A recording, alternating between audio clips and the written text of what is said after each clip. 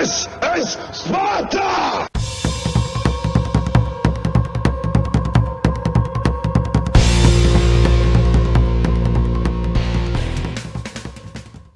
Hello everybody and welcome back to World of Tanks. My name is Spartan Elite 43 and I've got a doozy for you.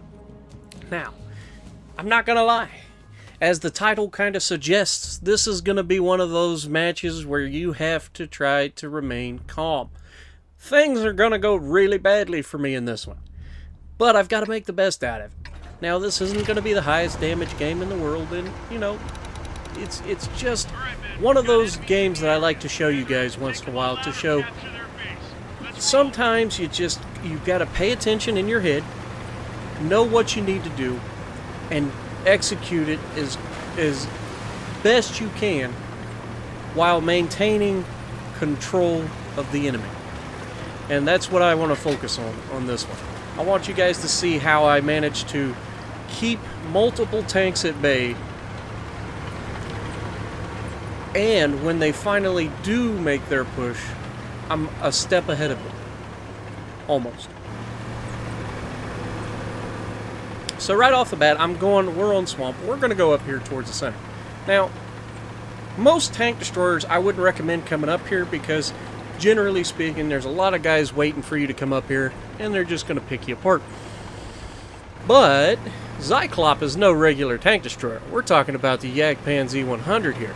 This thing has just an absurd amount of armor when needed. And even though it has been kind of, disgraced over the years since its original release back in the original, it's still a God bless America tank when the person behind the wheel knows what they're doing.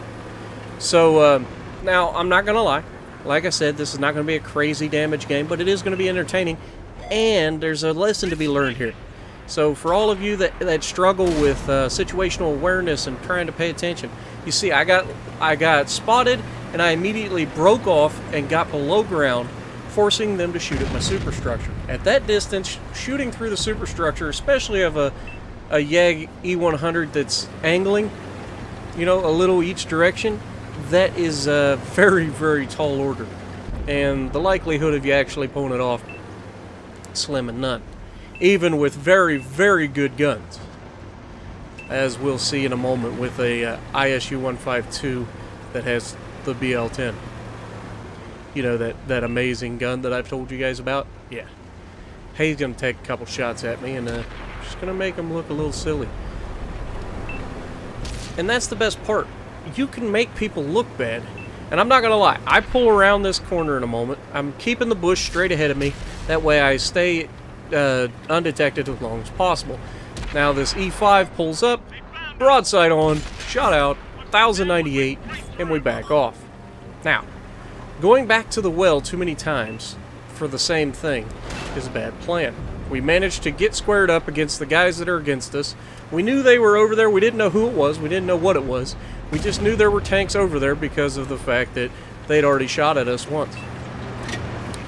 So we managed to block all that. Took no damage.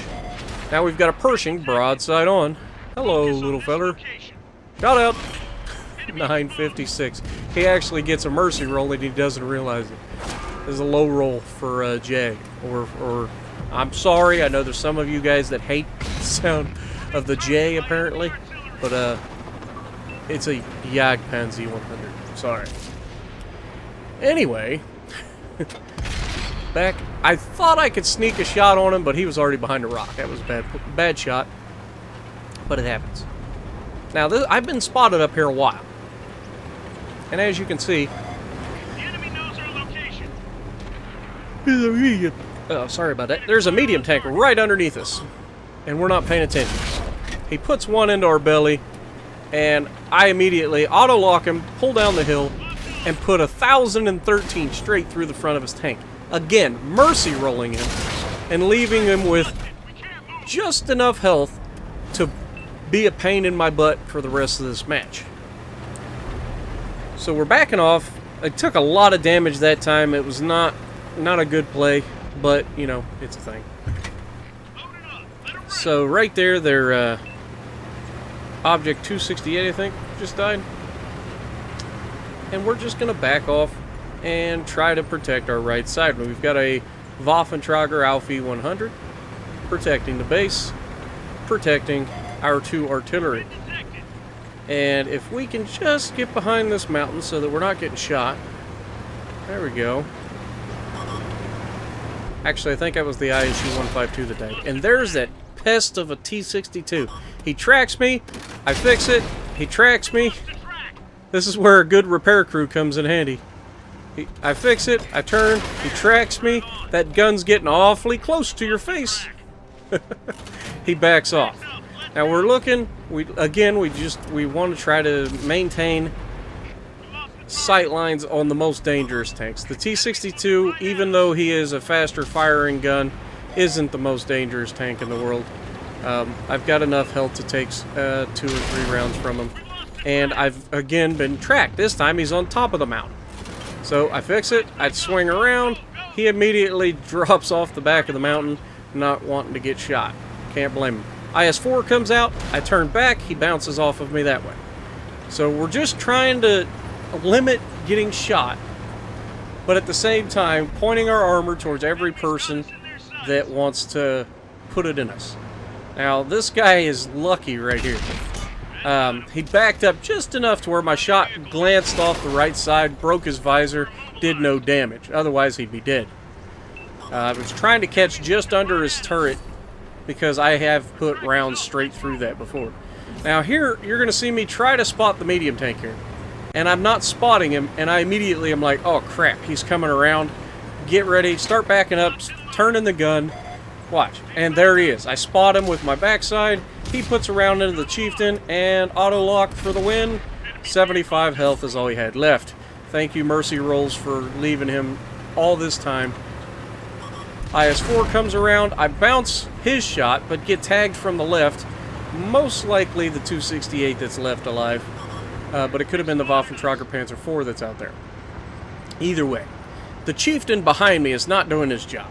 He's got most of his health, but he allows these guys to sneak up on us for a reason that's unknown to me. Like, he knows he's got to protect the backside. I've got the front side, the RD's got the front side. Why on earth would you just sit there looking at my back? You're not able to hit anybody, and you could have potentially saved this match for us. Instead, he throws it away. So he's going to get this kill on the Waffle. That's fine. But then he's going to get tagged from the right side by the T-10 that he didn't know was there. And he's going to make the worst shots in history against a Russian tank. That's what I'm talking about. And he's complaining about RNG the whole time. But he shot straight into the front armor of the turret of that T-10. And he's about to do the same thing against the IS-4. You cannot pin the turret, especially if it's facing you, of Russian tanks, man. Why even shoot at it? So, coming from a guy that was about to shoot at the turret, but I was shooting at the turret ring. There's a difference. There's a flat spot where the turret meets the chassis. But then our arties, not communicating, both shoot at the same target. Yeah, sure, that guy's dead, but now both of you are reloading, and there are guys on your 6. And one down, and 268 gets the second. So, we only end up with 4 hits. But my God, did we take a beating in this one. What did we end up with? 3,100 damage, 2,100 assisted, so 5,200, 5,650 blocked. Second on the leaderboard, not bad. So if you like what I'm doing, punch that like button, leave a comment below, subscribe to the channel if you haven't already, and as always, I will see you in the next video.